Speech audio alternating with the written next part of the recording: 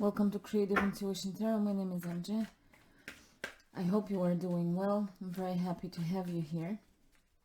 So today we are looking into the December shadows energy. We are looking into the gloomy energies, gloomy vibes that we may be prone to, vulnerable to in the month of December 2021, the last month of the year. And if you haven't seen, I encourage you to check out the collective reading for the month, as well as reading for your sign. Maybe some additional important messages for you. And without further ado, let's jump straight into the shadows reading. We have the Three of Wands and we have the Eight of Swords. Ace of Pentacles at the bottom of the deck. So on one hand we have an adventurous vibe of growth, of expansion, being far-sighted, looking into the future with the Three of Wands. We are at that edge, symbolically, at the end of the year. We are soon, it's almost like the Fool card, almost at the point of taking that leap of faith towards the new. Our horizons are widening. Check out the collective reading. This opening up of the horizons is actually coming up for quite some time. So we're looking into the future. On one hand, we're adventurous, we're open, we have plans, visions, dreams. We see something on the horizon where we would want to get to. But on the other hand, we have the Eight of Swords. So something that is keeping us, or maybe keeping us stuck, and keeping us away from taking that leap of faith. Okay, and I'm not surprised. Eight of Swords, I think the previous readings, the shadow readings for November and September, October, it was all about overthinking and being in our mind space and creating fears and anxieties and spending too much time in the future projecting things that we are afraid of. Something that we are afraid is going to happen, materialize, or being afraid that something that we desire will never come to fulfillment. Okay, so instead of living in the present moment, we may have a tendency to be too much in the future, and instead of creating those dreams, visions, looking at the horizon in that adventurous way, we are creating those projections of the future in which we are unsuccessful, we fail, there's something wrong there. See where I'm going with this? So that's the shadow, again within our mind space. So remember that we are not our thoughts, right? Our thoughts do not determine our future. I mean, obviously thoughts are energy and we can manifest things with our thoughts, with our intentions, but they must also be supported by our beliefs, right? If we have a vision of something good in the future, but we don't believe it's going to happen, then we are projecting what we actually believe that is going to happen, which is failure, right?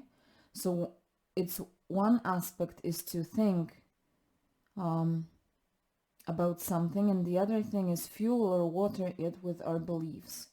Only when you believe in something really from your heart, it will manifest, and that applies to fears as well. If you think about something and deep inside of you, you believe it's going to manifest, you will be unsuccessful, there is something that is going to hurt you, or whatever it is that you are projecting, if you really believe, that's exactly what you're going to get, right? So instead, if you look into the future with faith, with hope. There's sun on the horizon. Create beautiful visions. See yourself, how do you want to be in that future, okay? Visualize yourself and leave that happiness. Just similarly as when we project our fears, for example, we keep thinking that we will be unsuccessful, let's say in love. It makes us unhappy not in the future, it makes us unhappy now when we project it. Similarly, visualize the good things in the future, happening in the future, but already leave the happiness that you want those things to bring to you. Okay? and turn your mind space, instead of being a tool for self-destruction, like a tool to take yourself down, to discourage yourself, transform it into a tool for self-empowerment, okay, and for creating beautiful, abundant, and successful visions of the future. And remember that you need to believe in what you see and in what you want. It's not enough to just think about it. And leave those future happy feelings, those success vibes, victory, whatever it is. Leave those feelings in the present moment. Don't live in the pain of something in the future that has not happened and it doesn't have to happen.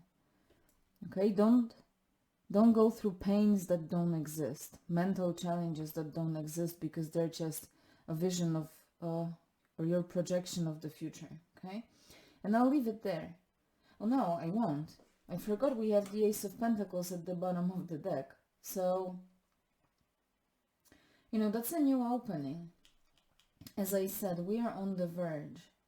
With the Ace of Pentacles, that's a new opening that is materializing. It's tangible, it's palpable. It can be a new job, a good offer. It can be a relationship, a person. It can be an engagement ring. The potential that the Ace of Pentacles is carrying is a seed that we can plant. And that seed, if we nurture it properly, will bring a very long-lasting and abundant crop, or has the potential to bring. Right? So again, visualize that abundant crop, visualize the result that you want to achieve by planting your seeds. Now is the time of planting the seeds.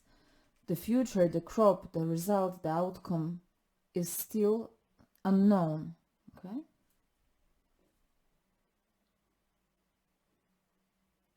And don't miss the chance.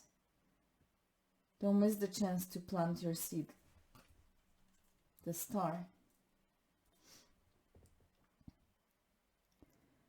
Visualize the result that you want to achieve, and leave the happiness that this result brings to you.